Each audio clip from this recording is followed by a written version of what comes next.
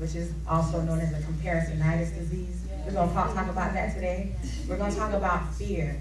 We're going to talk about doubt, and we're going to talk about the past. But before I go there, I just want to let you guys know, that you will never move on to the next season of your life until you surrender to the current season that you're running from. Wow. I'm going to say that again. You will never move on to the next season of your life until you surrender to the current season that you're running from. God is not going to place a man in your life until you deal with your issues. Amen. God is not going to put a man in your life until you're whole. That's right. God is not going to put a man that is whole, healed, free, until you get yourself together as a woman.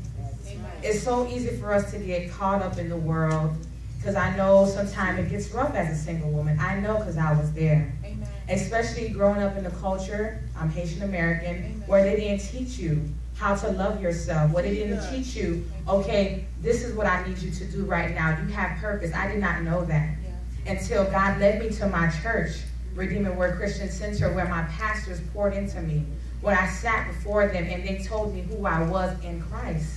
I didn't know that I had purpose. I thought my purpose was in man. Wow. Come on, you're talking right. I thought that, you know what, my true identity would come from a man, but your true identity does not come from man, because man did not create you. Amen. So I want to read Luke 10 verse 40.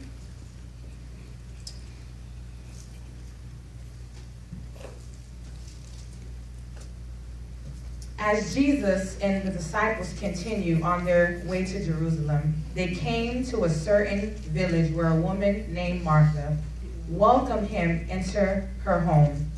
Her sister Mary sat at the Lord's feet, listening to what he taught. But Martha, who was distracted by the big dinner she was preparing, she came to Jesus and said, "Lord, doesn't it seem unfair to you that my sister just sits here while I work? Tell her to come and help me." But the Lord said to her, "My dear Martha, you're worried and you're upset all over these details. There is only one thing worth being concerned about, and Mary has discovered it, and it will not be taken from her." Now, I don't know what God was teaching Mary, but I feel like Mary was Martha was listening to what God had to tell her regarding her purpose, her life. Maybe God was giving Martha her $1 million idea, but because her sister was distracted and what was going on around her in the kitchen, she missed it. She missed what Martha discovered. And many of us today, we are distracted. We're so busy comparing ourselves to other women. Comparisonitis is a disease that ruins authenticity. It ruins you from being the real version of who you are. And as a single woman, it's so important that you learn to embrace your season, because one of the reasons why we can't embrace our singleness is because we're so worried about what's going on in somebody else's season. Some of us, we have to learn to, which is the biggest thing right now, social media. God gave you a purpose, but you're so busy worrying about this young lady's purpose that you missed out on yours. God said he wanted you to write a book, but because you don't write like D, so therefore you abort your vision. God told you to start this business, but because you don't have as much people coming in your store, you go ahead and say, "God, this is not for me." Why? Because you're comparing your season with somebody else's season. That's right. Come on. That's right. That's right. One of the reasons why a lot of single women are dissatisfied because they're looking for a change in status to define their significance, rather than finding purpose in life granted by God that gives them significance. Many of you today, God is calling you. He's calling you. But you have your life on hold because you don't have nobody to hold. You're putting your life on hold because you don't have a man right now. But you have purpose. Do you know it? Do you know your purpose? Do you know why God has created you? I remember being in that season where I didn't know anything, again, because I wasn't taught. So I felt like my identity came in man. So when God stripped me from everything, I'm talking about everything. I was in a relationship, it was so toxic. I mean, this was the devil's brother that I was with. I don't know. I was blinded. I didn't know what was going on. I thought this was love, y'all.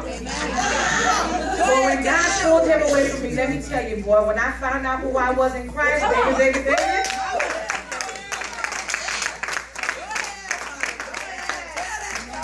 Sometimes it takes him to strip you from every little thing that you have in order for you to realize who you are in him. And I'm so glad, and I'm not even mad that I went through all that, because it took that situation for me to come crawling back to God.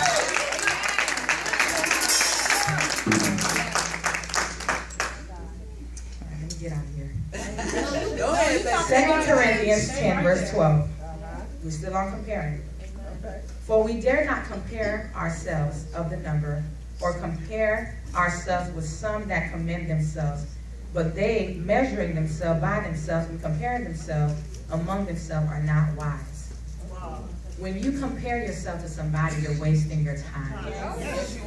You're wasting your time. God don't need two of you. He got you already. Work with what you got. One of the reasons why as singles we struggle so bad in the field is because we're constantly, again, we're using social media. Sometimes you gotta shut that thing down. Sometimes, and I had to do that several times. I had to deactivate. I had to stay off for like a week or so because I needed to get my mind. Because I didn't know who I was. God telling me I need to write this book, but I'm like, God, I ain't got a platform. I don't know. No one in my family is doing this. I can't do it. Nobody.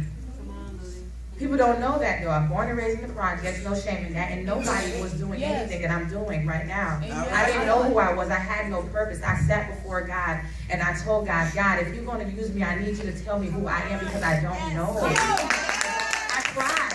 I told God. And it's okay to tell God everything. I was afraid. I was afraid. I didn't know any better. But I had to go before him and keep it 100. Come on. God is a people that will worship him in spirit and in truth. Don't come to God with all that phony stuff. Because I didn't have all that.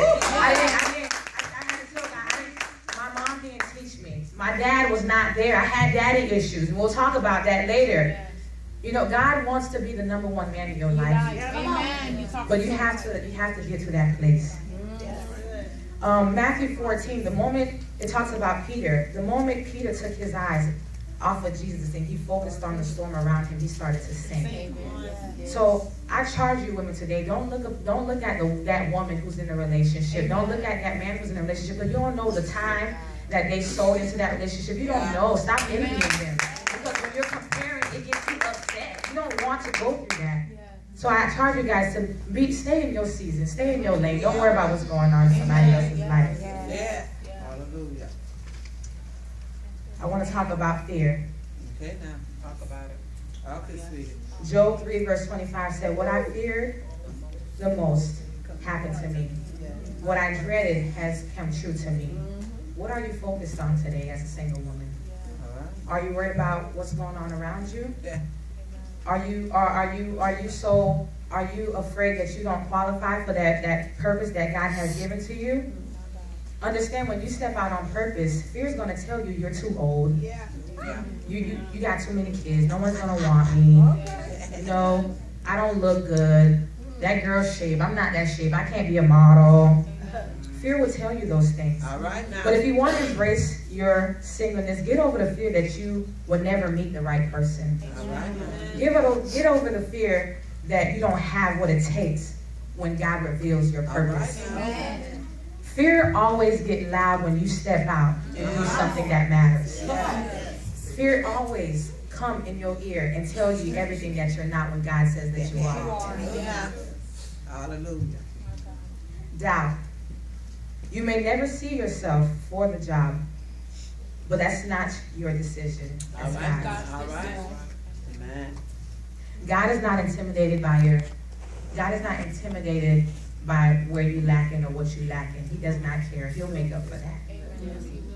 If I'm standing here before you, somebody who I never spoke in front of people before, I'm the only one in my family that's really, really doing this thing. Because I surrendered, because I'm like, God, I have nothing to lose. Amen. So what's up? What you gonna do? God is not intimidated by your past. He doesn't care. But I want you guys to understand that don't let what you lack hinder you from moving forward. Amen. For the single women with kids, your children is your congregation. All right. And your ministry is to instill those principles that you did not get when you was a child. Amen. I always tell my friends, or my friends or the kids that I work with at-risk youth, and one of the things I tell them, you know what? Just because your mom and your dad was not there for you, you be that mom to those kids when you get older. You be that good dad that you didn't have when you were growing older. Right. Those kids are your ministry. What you lacked or what you lacked in growing up, you be that for those kids. And I guarantee you'll see a change in your son or your daughter.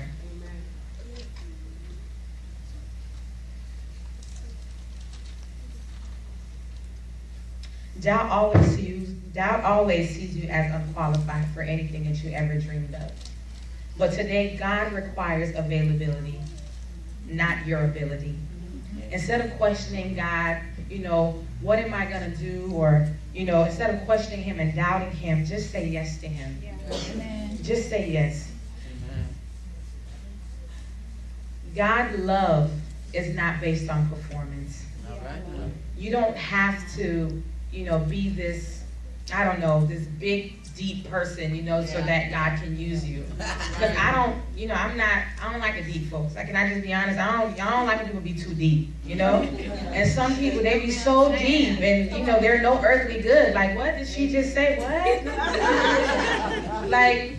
And people feel like when I rededicated my life to God, I felt like I had to fast every day. I felt like I had to go on this fast about 21 days, do this for, pray for 3-4 hours. Because, again, I didn't know who I was. I felt like I needed to do this so that God can really love me and really show me who he really is. But I ain't called that. That's for you. I'm going to stay in my lane. Your past. Can I talk about the past? Go ahead. Tell Many of single women today, you've been through so much. And that's okay. God still want to use you. God never defines you by your past. But the enemy does. He'll try to keep you there. He'll try to keep you confined to your past. His goal is to keep you chained there. But I charge you to never look at your yesterday. All right. Keep you from your tomorrow. Learn from your yesterday. Just don't.